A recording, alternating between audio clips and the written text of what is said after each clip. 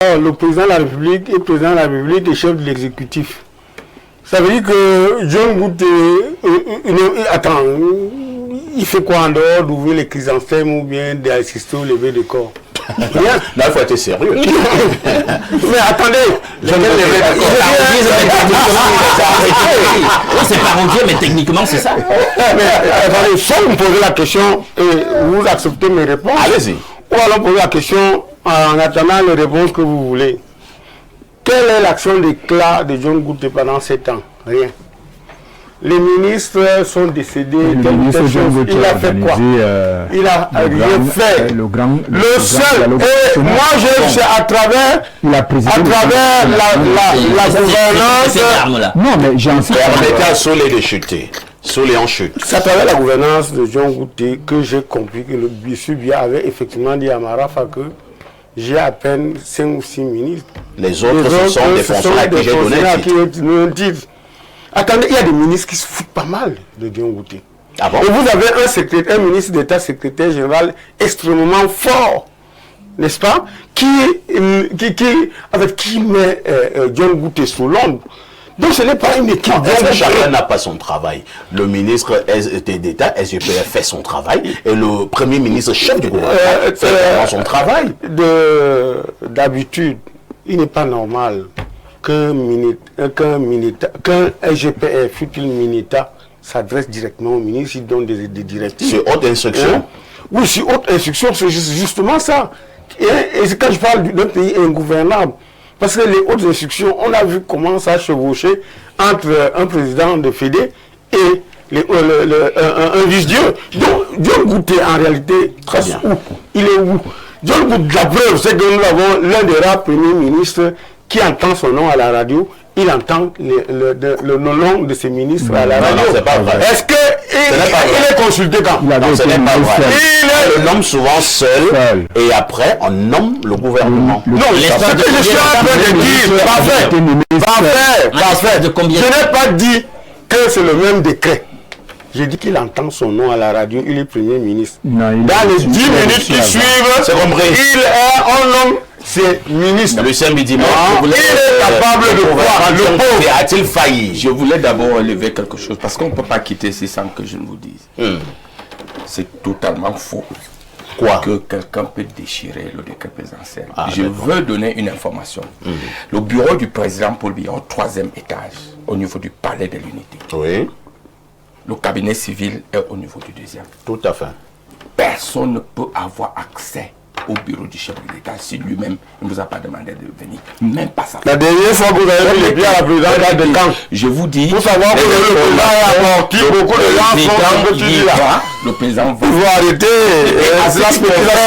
les décrets du président de la République.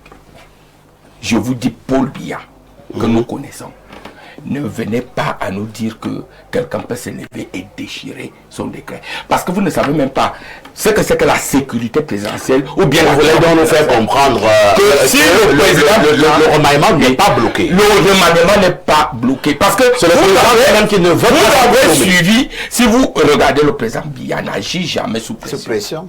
Jamais de la vie. Ça veut dire quoi? Depuis qu'il est président de la République, il n'agit pas sous pression. Vous gardez votre barbe jusqu'à la fin, même au niveau du sol, ce n'est pas le problème du président Paul Biya.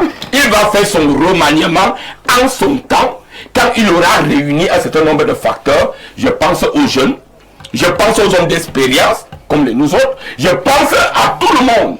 Et c'est à partir de là, quand il y aura tous ces ingrédients, que le chef de l'État. Mais entre temps, le pays dort. Entre-temps, le pays dort, Bidima. John Goute. Entre-temps, le pays dort. John Goute n'est pas un homme de grand spectacle. C'est-à-dire, il n'a pas besoin de vous démontrer au quotidien tout ce qu'il fait. Mais le président Paul Biya, souvenez-vous, quand il était Premier ministre, il y avait aussi un secrétaire général à la présidence de la République. Samuel Boaké était aussi puissant que ça. Mais le président Paul Biya faisait son travail. C'est compris. Alors, John Goute fait son travail. C'est un Premier ministre. On vous a compris. On vous a compris. Parfait, Ongene. J'ai suivi M. Bidima et beaucoup le disent toujours. Hein, le président Paul Biya n'agit pas sous pression. Il n'agit pas sous pression. Entre-temps, quand même, en République, et sachant quand même que l'on gouverne pour des individus, pour le peuple, est-ce qu'un président devrait s'enorgueillir en disant que moi, je n'agis pas sans pression, sous pression? Bon, encore faut-il s'interroger si quand le président Biya était Premier ministre, il était en même temps chef du gouvernement. Ça, j'en sais rien. Mais je pense que peut-être qu'il n'était pas chef du gouvernement à cette époque. C'est le président de la République qui était chef du gouvernement. Vous avez 1 minute. Alors, le gouvernement John Ngouti a eu une prestation stellaire, un bilan positif, conformément au cahier des charges. Ceux qui pensent qu'il est venu avoir des positions cosmétiques sont ceux qui en réalité refusent de comprendre l'activité gouvernementale. Le Premier ministre gère effectivement tel qu'il se doit, il anime l'action du gouvernement, il préside les conseils de cabinet, il donne des orientations avec les ministres. Et la vie va de plus en plus mal. Le Premier ministre agit dans le cadre de la Constitution. Le président peut se faire représenter par une haute personnalité à des cérémonies. C'est à ce titre qu'il est souvent désigné par le chef de l'État à sa posture de Premier ministre. Le Premier ministre John Ngouti a présidé le grand dialogue national qui a eu des résolutions fortes et qui continue d'être implémenté aujourd'hui et dont il suit. Le Premier ministre suit de près un ensemble d'activités qui impactent sur la vie des Camerounais. Alors moi je pense que le rôle d'un Premier ministre, ce n'est pas d'être opérationnel. Le Premier ministre n'est pas opérationnel. Son cabinet a un caractère opérationnel. Le Premier ministre est là pour coordonner un dispositif gouvernemental.